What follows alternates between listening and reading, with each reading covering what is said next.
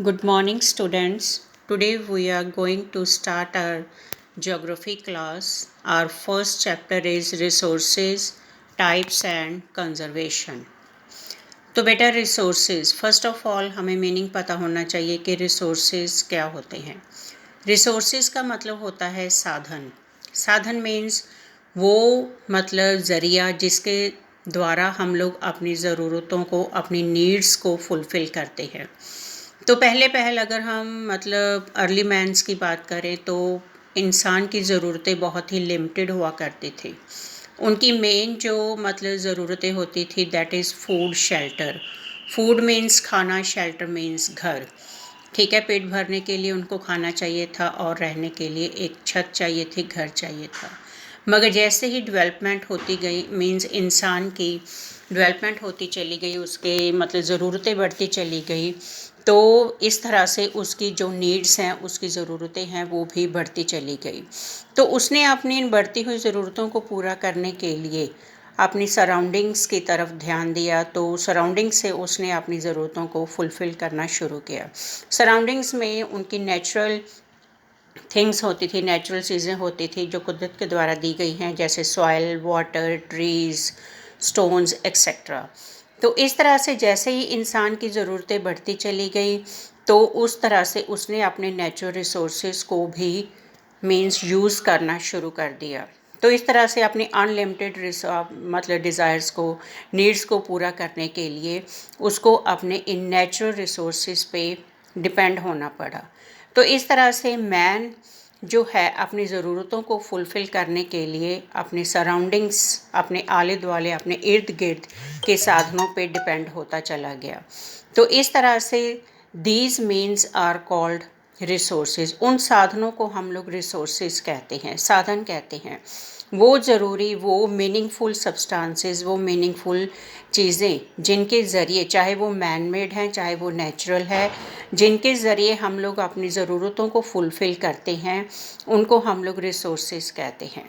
तो इस तरह से ये रिसोर्सेज जो हैं नेचुरल है, नेचुरल गिफ्ट है, कुदरत के द्वारा हमें दिया गया, जो हम लोग यूज़ करते हैं अपनी ज़रूरतों को पूरा करने के लिए। तो इस तरह से बेटा हम समझ रहे हैं कि जो रिसोर्सेज होते हैं वो नेचुरल भी हो सकते हैं और मैन मेड भी हो सकते हैं। नेचुरल रिसोर्सेज में कवर होते हैं forest, rivers, mineral, solar energy, seas etcetera, जो कुदरत के द्वारा हमें प्रोवाइड किए गए हैं। दूसरी बात जो है मतलब सेकंड मैन मेड रिसोर्सेज आ जाते हैं जो इंसान ने बनाए हुए हैं, जैसे मशीनरी हो गई, means of transportation, artificial fertilisers.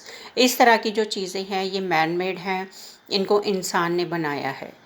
तो ये रिसोर्सेज जो हैं मतलब बाय नेचर फिज़िकल और नॉन फिज़िकल भी हो सकते हैं। तो इस तरह से एफिशिएंटली इन चीज़ों को जिसने ज़रूर मतलब यूज़ किया है अपनी नॉलेज से, अपनी कैपेबिलिटी से, अपनी इंटेलिजेंसी से, जिसने भी इसको यूज़ किया है उसको हम लोग कहते हैं ह्यूमन रिसोर्स। मीन्स हम लोग, ह्यूमन जो है एक सबसे बड़ा रिसोर्स माना गया है।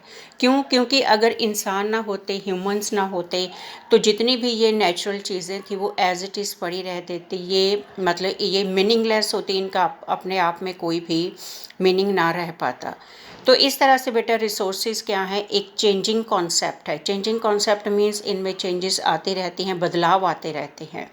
ठीक है, विच में भी एक्सपैंड और कॉन्ट्रैक्ट, बढ़ भी सकते हैं और ये श्रिंक भी हो सकते हैं, कम भी हो सकते हैं, जिस तरह से हम अपनी नॉलेज और टेक्नोलॉजी से इनको यूज़ कर रहे हैं। जैसे कोल है या पेट्रोलियम है, सबसे पहले इंसान इसको मीन्स यूज़ करता था सिर्फ जस्ट मतलब आग जलाने के लिए। ठीक है, और एल्युमिनियम था before invention of aeroplane. Aeroplane के इन्वेंशन से पहले मीन्स इसके कोई भी इम्पोर्टेंस नहीं थी। तो इस तरह से बेटा जैसे जैसे चीज़ें डेवलप होती चली गई तो इन रिसोर्सेज की अपने आप में इम्पोर्टेंस बढ़ती चली गई। तो दूसरे सारे रिसोर्सेज की जो डेवलपमेंट है वो डिपेंड करती है इंसान पे, मीन्स ह्यूमन रिसोर्स पे।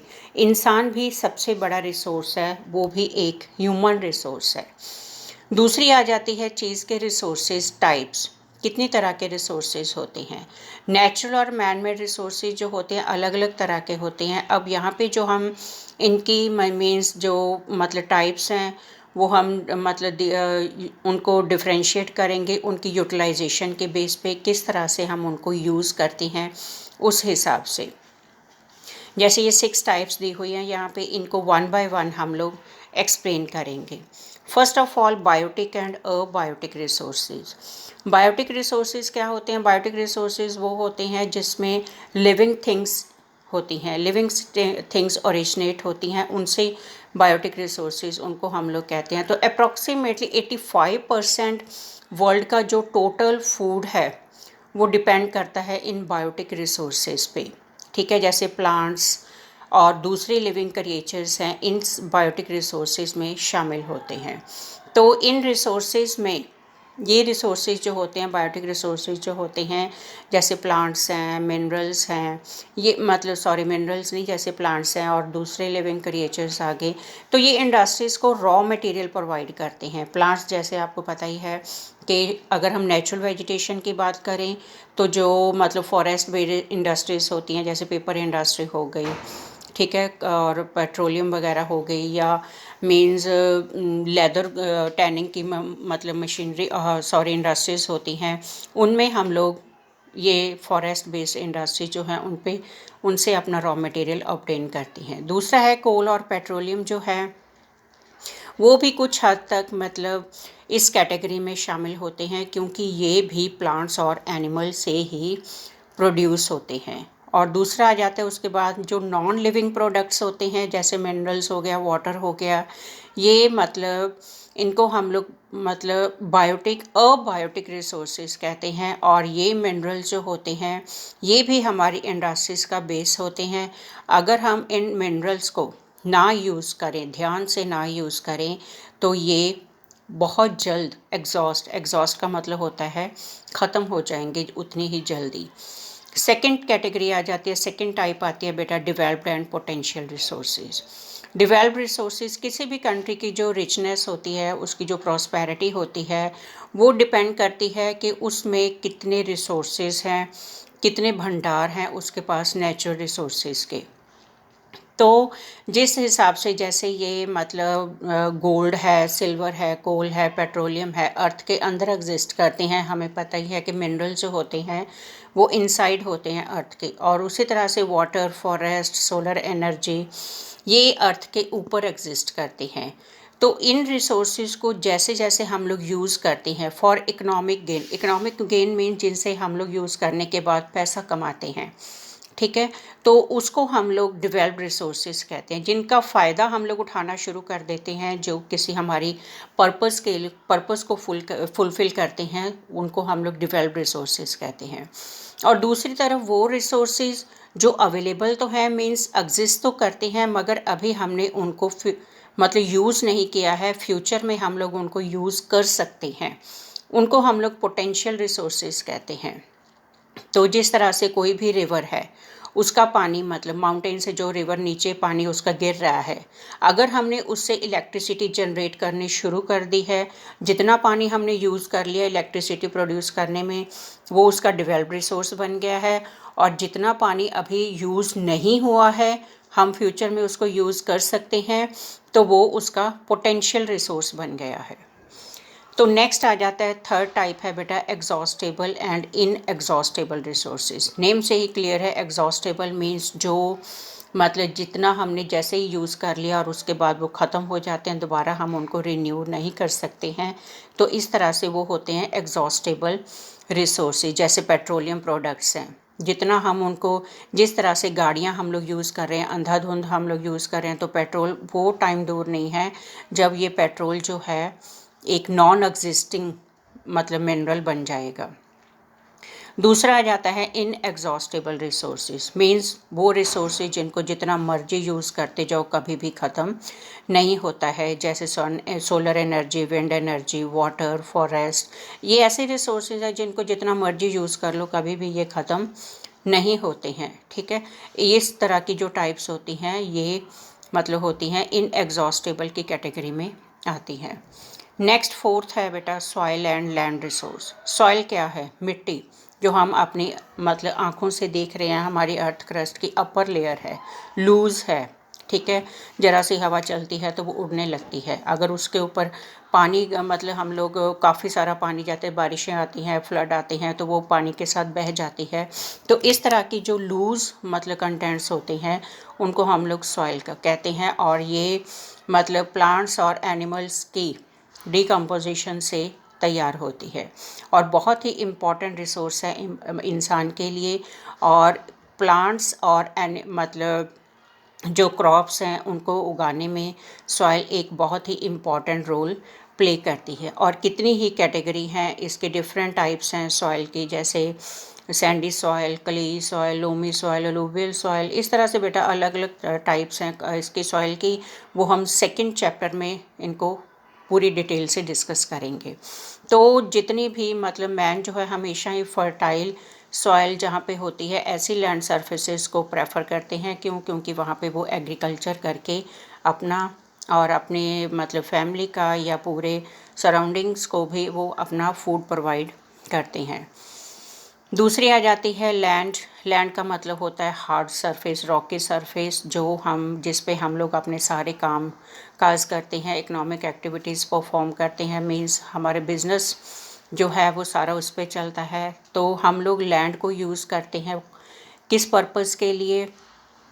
एग्रीकल्चर के लिए, इंडस्ट्री के लिए, मींस ऑफ ट्रांसपोर्ट डेवलप करने के लिए, ठीक है। तो इस तरह से बेटा लैंड जो है इंसान बहुत ही लंबे समय से इसको यूज़ करता आ रहा है। तो ये एक मतलब बहुत ही इम्पॉर्टेंट रिसोर्स है। नेक्स्ट आ जाता है फिफ्थ है marine and mineral resources. Marine means water, ठीक है, बहुत ही इम्पॉर्टेंट रिसोर्स है इंसान के लिए। और अप्रॉक्सीमेटली 71% जैसे कि आपको पता है कि अर्थ का जो है पार्ट वो वाटर से मतलब फील्ड है, वाटर से घिरा हुआ है।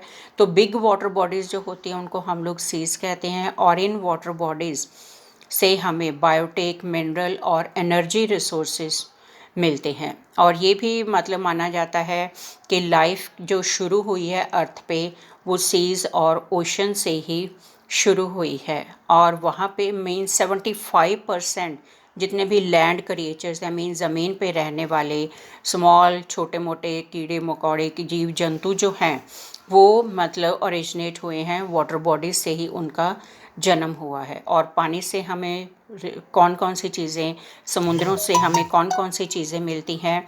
वी गेट जैसे फ़िश, पर्ल्स, शेल्स, डायमंड, ये सारी चीज़ें हमें सी से हम लोग गेन करते हैं। और दूसरा पेट्रोलियम भी हमें समंदर से ही मिलता है। नेक्स्ट आ जाता है बेटा मिनरल रिसोर्सेज। मिनरल्स जो हैं, ठीक है, वो हमें अर्थ के अंदर इनसाइड मतलब हम लोग डिग करते हैं, माइंस डिग करते हैं, तो वहाँ से हम लोग मिनरल्स को ऑब्टेन करते हैं, निकालते हैं। और बेसिकली मिनरल जो होते हैं वो दो तरह के होते हैं, एक मेटालिक और एक नॉन मेटालिक। मेटालिक मिनरल्स जो हमें मीन्स मतलब उनको आइडेंटिफाई कर सकते हैं हम, सामने हमारी चीज़ पड़ी है, हम उसको कहें कि ये आयरन की बनी हुई है, गोल्ड है, ये सिल्वर है, तो वो मेटालिक मिनरल्स होते हैं। तो इस तरह से iron, copper, silver, gold, aluminium etcetera ये मेटालिक मिनरल्स हैं। नॉन मेटालिक में पेट्रोलियम, कोल, माइका, मैग्नीज एक्सेट्रा ऐसे कुछ मतलब मिनरल्स हैं जो नॉन मेटालिक हैं।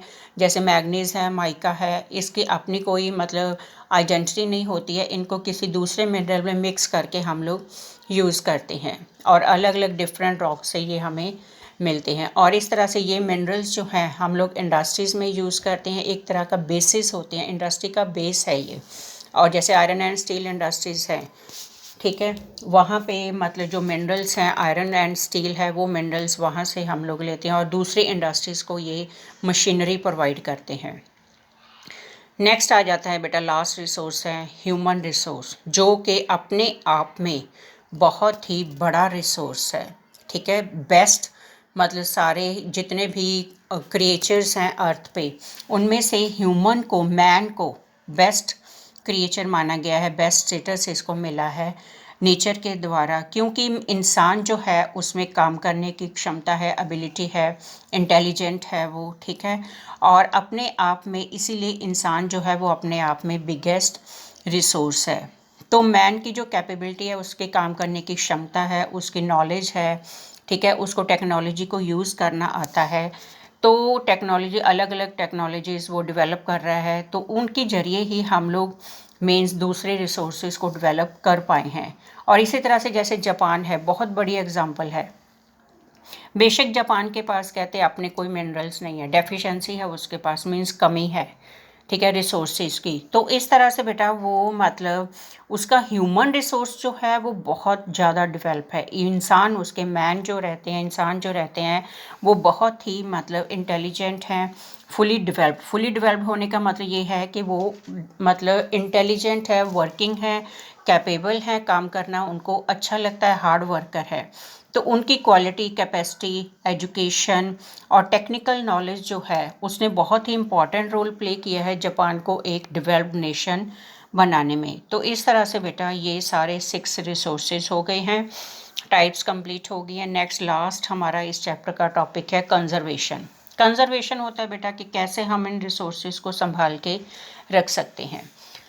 जैसे कि हमने शुरू से ही, जब चैप्टर हमारा शुरू हुआ है तो हमने यही रीड किया है कि रिसोर्सेज जो हैं वो एक गिफ्ट है जो नेचर ने इंसान को प्रोवाइड किया है, और इंसान जो है इन रिसोर्सेज को बहुत ही मतलब सदियों से इनको यूज़ करता आ रहा है और इनको डेवलप करता आ रहा है। तो जिस ढंग से पहले इनकी मैन जो है इसको यूज़ करता था रिसोर्सेज को अपनी मीन्स नेसेसिटीज़ को फुलफ़िल करने के लिए, मगर धीरे धीरे धीरे धीरे जैसे जैसे उसकी अननेसेसरी जो डिज़ायर्स थी, जो नीड्स थी, वो बढ़ती चली गई, तो उसने इन रिसोर्सेज को भी मीन्स बहुत ही बुरे ढंग से यूज़ करना शुरू कर दिया, और इस तरह से कई रिसोर्सेज जो हैं वो मतलब नियर अबाउट ख़त्म होने के कगार पे आ गए हैं, जैसे कोल, पेट्रोलियम, ठीक है। और इनको रिन्यू होने में बहुत ही सदियां लग जाती हैं दोबारा इनको मतलब बनने में। तो इस तरह से बेटा इनकी कंजर्वेशन बहुत ही इम्पॉर्टेंट है। अगर हम इनको लॉन्ग रन तक यूज़ करना चाहते हैं तो इनको मतलब वेस्टेज इनकी रोकनी पड़ेगी, इनकी तबाही जो है, इनका विनाश जो है वो रोकना पड़ेगा। दूसरे शब्दों में हम ये कह सकते हैं कि resources should be used for the proper development and for a long time. मतलब अगर जहाँ ज़रूरत है सिर्फ उसी टाइम हमें इनको यूज़ करना चाहिए, तभी जो कमिंग जनरेशन्स हैं, आने वाली जो पीढ़ियाँ हैं, आप लोग बड़े होकर इनको अच्छे ढंग से यूज़ कर सकते हो। तो इस तरह से बेटा हमारा ये चैप्टर हो गया ख़त्म। That's all.